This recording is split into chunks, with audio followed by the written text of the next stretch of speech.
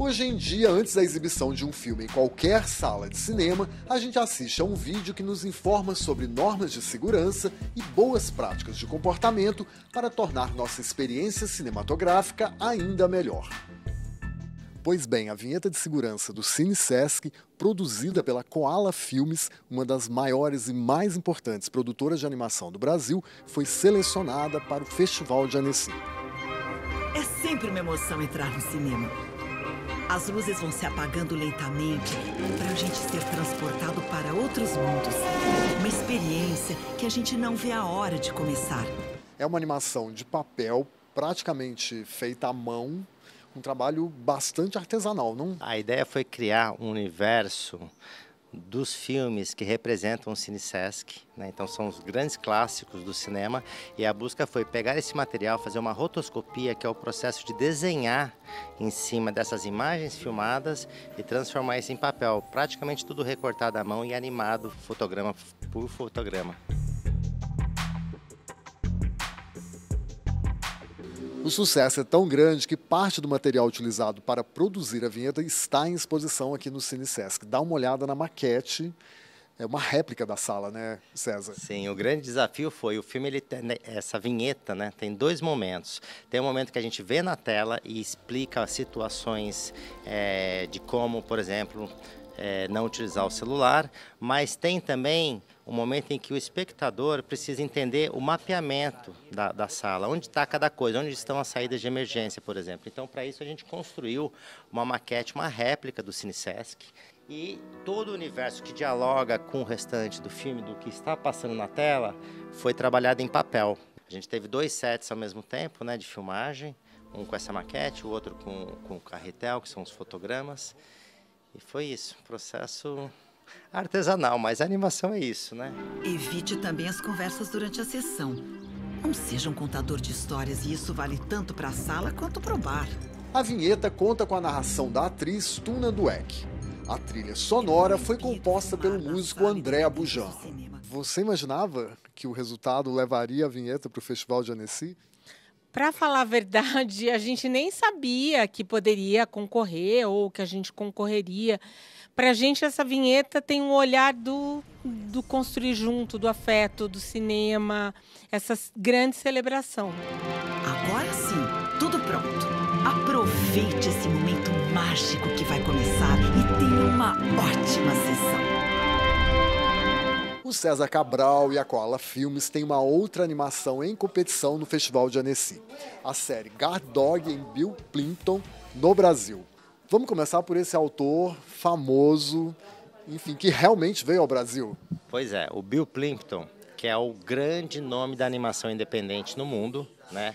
É um senhor com 80 anos, que tem no seu currículo uns 50 curta-metragens, uns 10 longas, geralmente produzidas de maneira independente, quer dizer, ele basicamente faz tudo sozinho.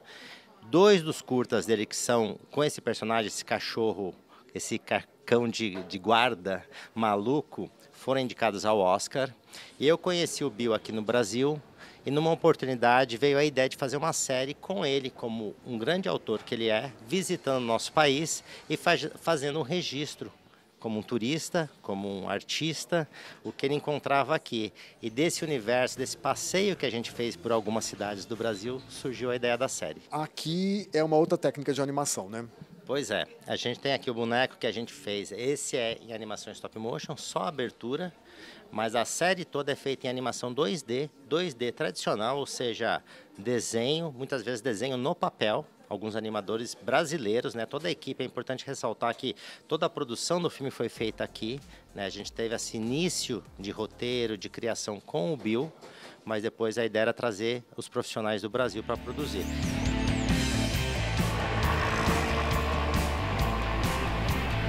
Essa série foi produzida em parceria com o Canal Brasil, pode ser assistida aqui no Canal Brasil, possui 18 episódios com cerca de 4 minutos de duração, e o episódio que está competindo em Annecy se chama Perdidos em Iguaçu. Agora fala pra gente sobre esse episódio especificamente. Sim, na verdade a gente fez uma visita em Foz do Iguaçu, né?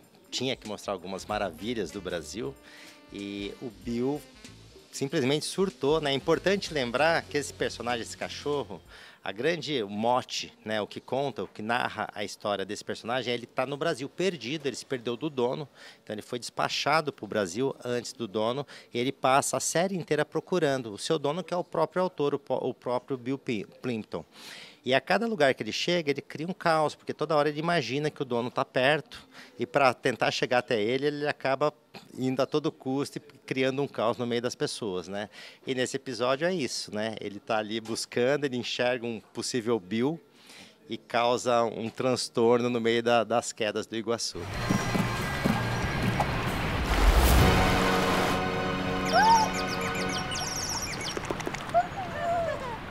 E fala pra gente a importância desse festival onde o Brasil está brilhando sempre nos últimos anos. Pois é, a Annecy é o grande festival de animação, né? Então pra gente é um orgulho imenso ter e representar o Brasil dentro desse festival. Nós temos alguma coisa ali da nossa produção independente, da nossa forma de produzir animação, que vai sempre muito por esse lado independente, artístico, essa busca de criar coisas novas.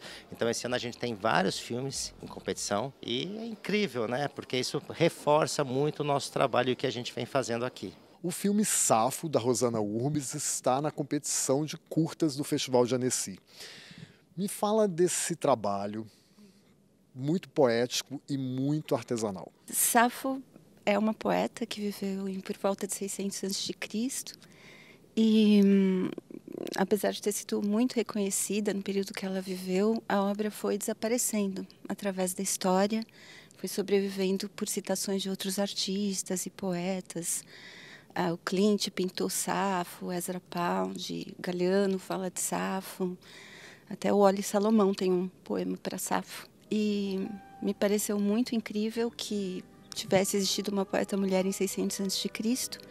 Eu achei que isso era assunto suficiente para um filme e comecei a jornada.